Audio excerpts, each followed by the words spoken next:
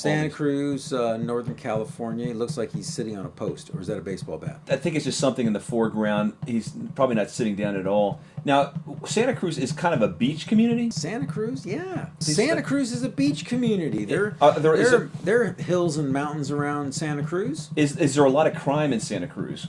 I wouldn't say more than any other city. Well, it's more of a laid-back California-type community. Yeah, the Santa Cruz Bigfoot Museum, I think they call it Bigfoot Discovery Project and Museum. It's in... Does Discovery a sponsor of the museum? No. Discovery Channel? No, it has nothing to do with that. There's several celebrities, from what I understand, have visited that museum, and one was Pee Wee Herman. The guy that owns it said that Pee Wee Herman was shooting a movie or something in the area, and he came in there once, and then he was talking on the phone a few days later to somebody about seeing Pee Wee Herman there, and then Pee Wee Herman actually stopped into the shop a second time. The Bigfoot Discovery Museum is located in the San Lorenzo Valley, and that's in the Santa Cruz Mountains. So there are mountains in Santa Cruz, even though it's a beach community. Yeah, it's definitely thick and evergreen trees. And they have several giant Bigfoot statues in front. In fact, I'd like to check it out sometime. I should take a road trip, taking a bunch of these areas. Absolutely. Yeah, that would definitely be on the list. We were talking before about DNA, because they always bring up DNA on the show, and I'm going to start studying it a little more. Who doesn't bring up DNA? It's all over and it's only going to become more so in the future. It's becoming very important. I mean, they're going to bring back woolly mammoth. They're going to bring back Tasmanian wolf. I don't know that that's a good idea, but hey. Yeah, and the thing is, with studying all this stuff, it's not something you could pick up passively. It's not like when you listen to radio, you know about today's events. Oh, this person was shot, and this is, President Obama was elected, or blah, blah, blah. But it's scientific. With this scientific stuff, you really have to take time and study it. But you can pick up a little bit here and there. But most of DNA is in the nucleus of cells. And a small amount, which you mentioned before, is in the mitochondria, and that's called mitochondrial DNA. So if you ever see... That's the one they're testing most, right?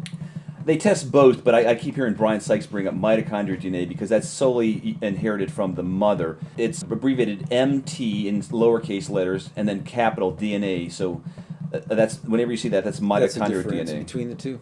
When you take in food, you're taking it in as energy. Obviously, you need food to... You need energy. You need energy. But just like when your boss pays you, gives you... Is that energy? $200. You just, let's say you earn $200 an hour in your boss pay, or you earn... That's a fantasy, but yeah, go ahead. And so you have $200 in your hand. You can't eat that. No, but you can go buy something. You convert it to something. I can get a Twinkie. You convert it to something you can use by giving it to someone, and they give it back to you food. And that's what happens with the mitochondrial DNA when you eat food. It gives you something. Mitochondrial DNA converts energy from food into a form that cells can use, and that's called ATP, adenosine triphosphate, and that's related to the mitochondrial DNA. What is Bigfoot eating? I mean, what is his main source of energy? Does anybody talk about that? So, in other words, you're saying, what does Bigfoot convert into ATP? Okay, fine.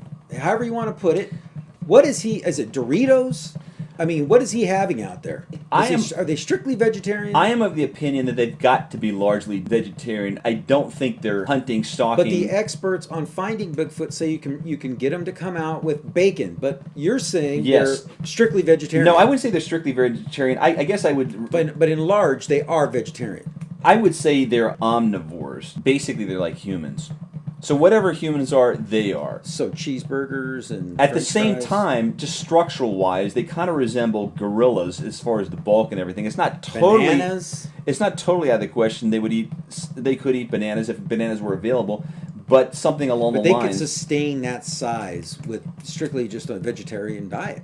If elephants are strictly vegetarian, then Bigfoot could be strictly vegetarian. So that's your point. They could sustain this strength. There's plenty of people that are huge human beings that are strictly vegetarians. Overweight vegetarians? No, I'm not saying overweight. I'm saying that there's people that lift weights and are power lifters and bodybuilders. Strictly on a vegetarian diet. Strictly on a vegetarian diet. Bill Pearl, bodybuilder from the 50s and 60s and 70s, comes to mind.